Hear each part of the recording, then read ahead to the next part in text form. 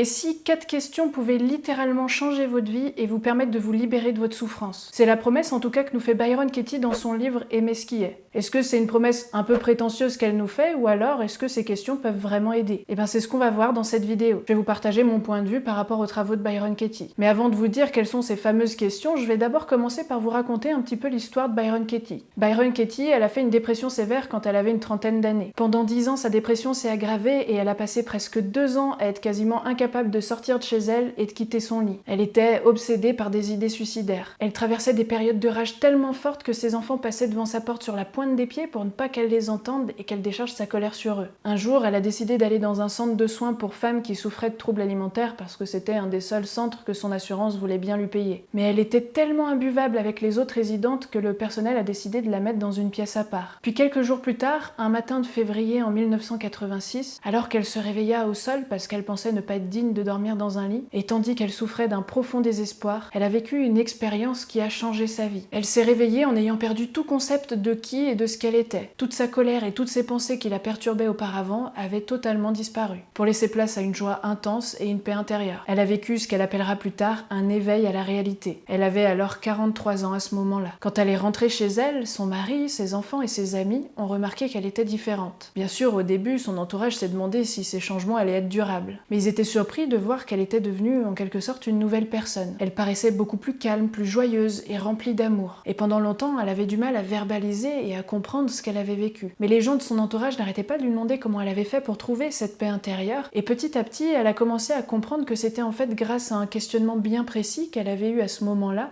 qui lui aura permis de comprendre que les pensées qu'elle avait et qui la faisaient souffrir étaient en fait pas vraies. Les gens ont commencé à entendre parler d'elle et de son histoire, alors ils ont commencé à venir la voir pour apprendre eux aussi à trouver la paix intérieure. Et ça lui a permis de mettre au point et de perfectionner sa méthode qu'elle a ensuite baptisée The Work, donc le travail en français. Puis elle a commencé à faire des conférences et ses travaux se sont répandus rapidement un peu partout. Et elle continue encore aujourd'hui d'en faire et de partager ses connaissances. Et elle est devenue maintenant une référence dans le milieu du développement personnel et de la thérapie en général. Voilà un peu pour son histoire. Alors peut-être que du coup, vous aimeriez bien savoir maintenant quelles sont ces fameuses questions. On va y venir, vous inquiétez pas, mais avant ça, quelques explications. Tout d'abord, Byron Katie explique que ce qui nous perturbe le plus, c'est pas ce qui nous est arrivé, mais c'est les pensées qu'on a par rapport à ça. Elle nous dit que lorsqu'on se sent pas bien, que ce soit lorsqu'on ressent un peu de stress ou une rage et un désespoir intense, eh bien notre réaction est toujours causée par une pensée bien précise, qu'on en soit conscient ou non. Mais plus précisément, le problème, c'est pas les pensées qu'on a, mais c'est lorsqu'on commence à les croire. C'est l'attachement qu'on a par rapport à certaines pensées. Si on s'accroche à une pensée, c'est parce qu'on pense qu'elle est vraie. Et cet attachement se transforme alors en croyance par la suite. Une croyance, c'est donc ni plus ni moins une pensée à laquelle on s'accroche depuis parfois plusieurs années. Elle explique que lorsqu'elle croyait qu'une chose devrait être différente de ce qu'elle était, eh ben ça la faisait souffrir. Tandis que lorsqu'elle croyait pas ses pensées, elle se sentait en paix. Elle a réalisé que ce qui avait causé sa dépression, c'était pas le monde autour d'elle, mais c'est ce qu'elle croyait concernant le monde autour d'elle. Beaucoup de personnes pensent qu'ils sont ce que leurs pensées leur disent qu'ils sont. Et dans notre vie, on se raconte des histoires sur qui on est, qui on devrait être, comment devraient être les autres ou la vie. Et parmi toutes ces histoires qu'on se raconte, il y en a certaines qui sont utiles, importantes et qui sont aidantes, mais malheureusement, il y en a une grande majorité qui sont limitantes et qui nous font souffrir. Et c'est celles-ci qu'il faut questionner. Mais encore une fois, le problème, c'est pas les pensées qu'on a, mais c'est le fait de s'y accrocher et de les croire. Par contre, Katie explique qu'on peut pas vraiment se débarrasser de nos pensées. On peut pas vraiment lâcher une pensée, mais c'est la pensée qui nous lâche. Et elle pense aussi que du coup, la souffrance est totalement optionnelle. Mais je vais aller encore un peu plus loin dans les explications. En fait, ce qui nous fait souffrir, c'est donc les pensées et les jugements qu'on a par rapport à une situation et le fait de croire à ces pensées. Mais surtout, ce sont les pensées qui sont en opposition avec la réalité du moment présent. Bien trop souvent, on aimerait que la réalité soit différente de ce qu'elle est. On aimerait que les gens réagissent autrement, on aimerait ne pas ressentir certaines émotions, ou encore que notre passé et notre parcours de vie soient différents. Alors on lutte désespérément contre la réalité. C'est comme si on s'acharnait à vouloir vivre dans un monde totalement illusoire. Et c'est ça qui est douloureux, bien plus que la réalité en elle-même. Alors c'est sûr que parfois la réalité est douloureuse, et c'est pour ça qu'on cherche à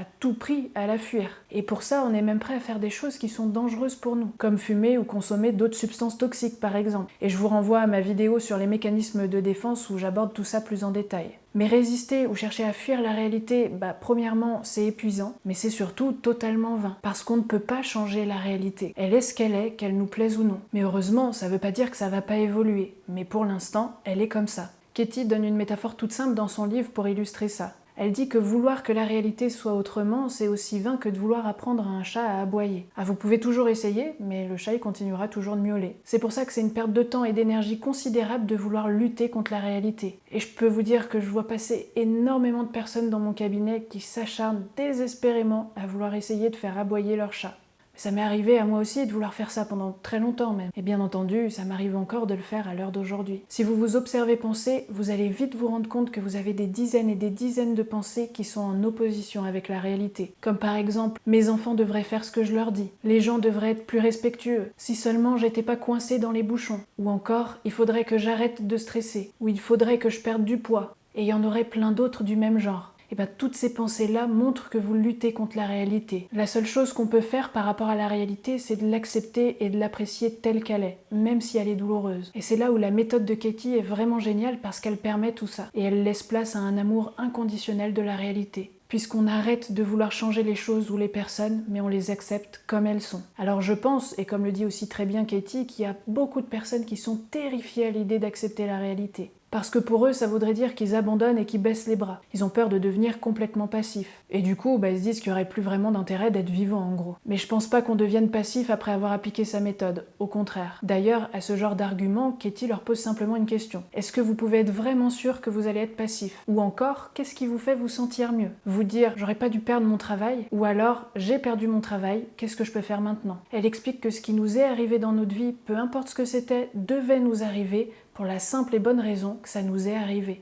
Aucune pensée ne peut changer ça. Mais ça veut pas dire pour autant que vous méritiez ce qui vous est arrivé et que c'est bien fait pour vous. Ou encore qu'il faudrait approuver ce qui vous est arrivé. Personne n'a envie qu'on lui fasse de mal. Personne n'a envie de voir une personne qu'il aime être malade ou mourir. Personne n'a envie d'avoir un accident de voiture ou autre. Mais en quoi ça peut vraiment nous aider de nous dire que ça n'aurait pas dû arriver? Et si on se posait la question, on s'apercevrait que en fait ça nous aide pas du tout de nous dire ça. Et c'est même précisément ce genre de pensées qui nous font souffrir. Accepter les choses comme elles sont, ça veut tout simplement dire qu'on n'oppose pas de résistance face à la réalité.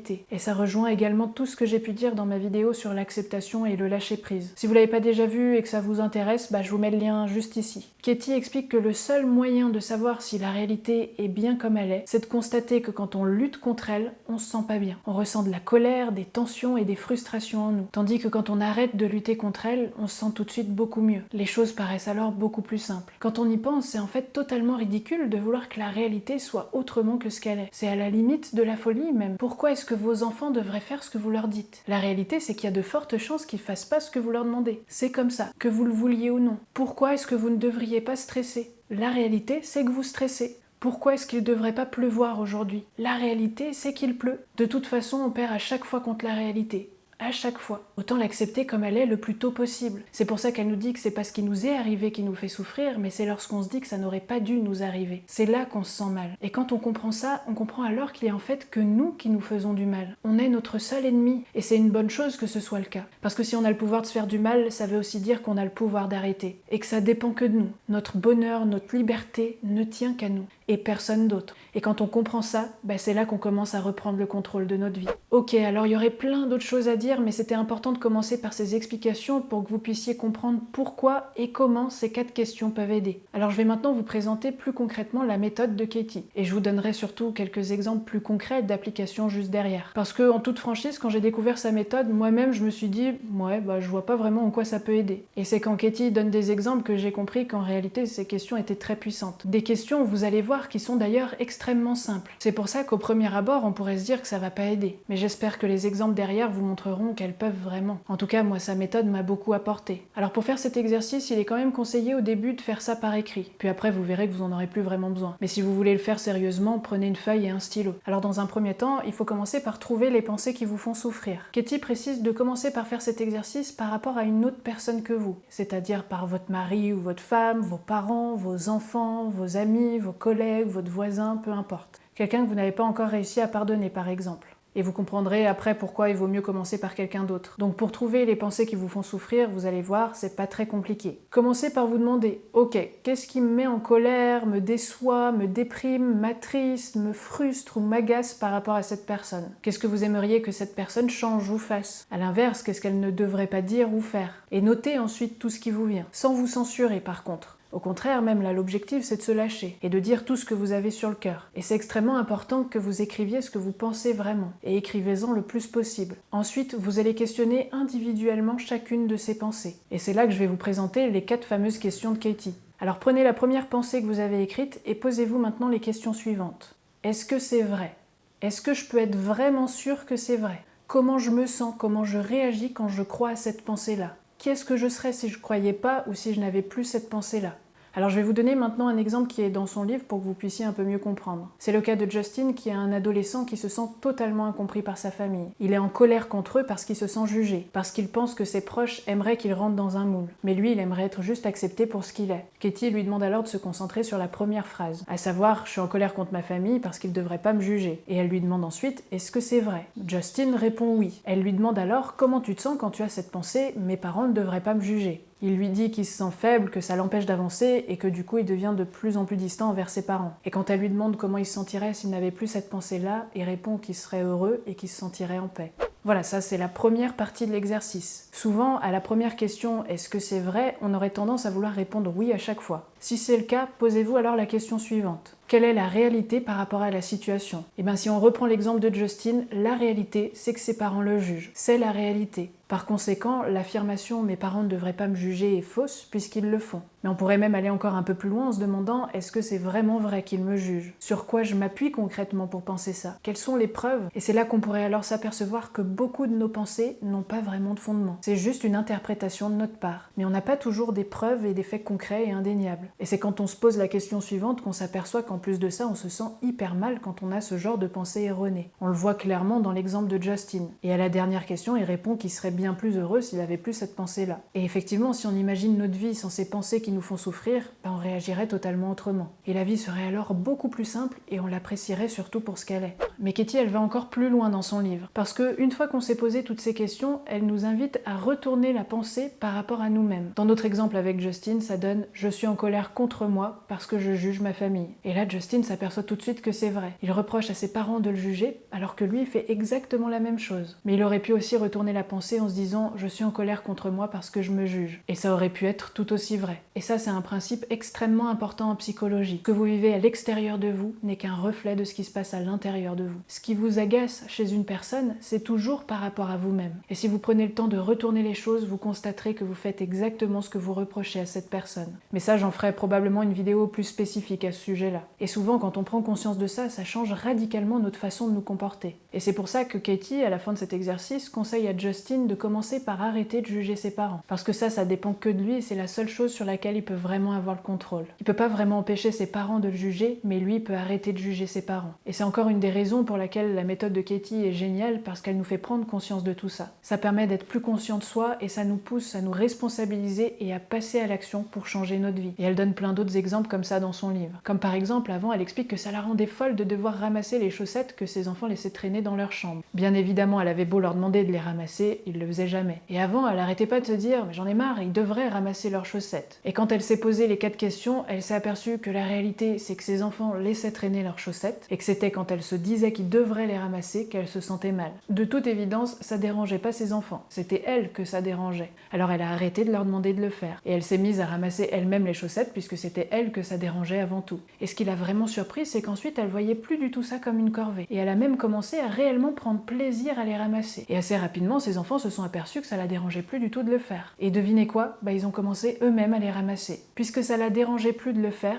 ça les dérangeait plus eux non plus. De la même manière, si elle voit traîner une bouteille en plastique dans la nature, elle vient juste la ramasser, sans jugement et en étant même contente de le faire. Parce que c'est ce qu'elle aurait envie de faire si elle n'était pas bourrée de jugement. Le passage à l'action devient en fait comme une évidence. Mais surtout, l'acte devient juste sincère et généreux. Il est épuré de tout jugement. Et en faisant ça, elle montre l'exemple. Et peut-être alors que d'autres personnes se mettront à faire pareil. Et personnellement, moi, les personnes qui m'inspirent le plus, c'est les personnes qui montrent l'exemple. Et c'est quelque chose de très important pour moi et que j'essaye même d'appliquer le plus possible dans ma vie, et en particulier dans mon travail. Et si on arrêtait tous de se plaindre et de faire des reproches aux autres et qu'on passait tout simplement à l'action, ça changerait tellement de choses. En gros, si je résume tout ça un peu plus simplement, Katie nous invite à nous demander qui on serait si on n'avait plus toutes ces histoires qu'on se raconte sur nous-mêmes, sur les autres ou sur la vie, et de devenir tout simplement cette personne-là. Bon, je pense qu'à ce stade de la vidéo, vous aurez compris que j'adore vraiment les travaux de Byron Katie. Ce livre a vraiment été une révélation pour moi, et je l'ai tout de suite mis dans mes favoris. J'en ai déjà parlé dans une autre vidéo, mais il m'a vraiment beaucoup apporté. Je sens vraiment une grande différence depuis que je l'ai lu. Et je vous disais justement dans cette vidéo qu'à un moment, j'étais dans le train, j'en avais pour plus de 5 heures de trajet. C'était un vendredi soir après une grosse journée de travail en plus. Et là, il nous annonce que suite à un incident technique, notre train il aura plus de 25 minutes de retard. Et à cette annonce, je me suis tout de suite sentie un peu agacée. Donc je me suis posé les questions. Ok, t'es agacée parce que t'aurais aimé que ce train ne soit pas en retard. Mais est-ce que c'est vrai?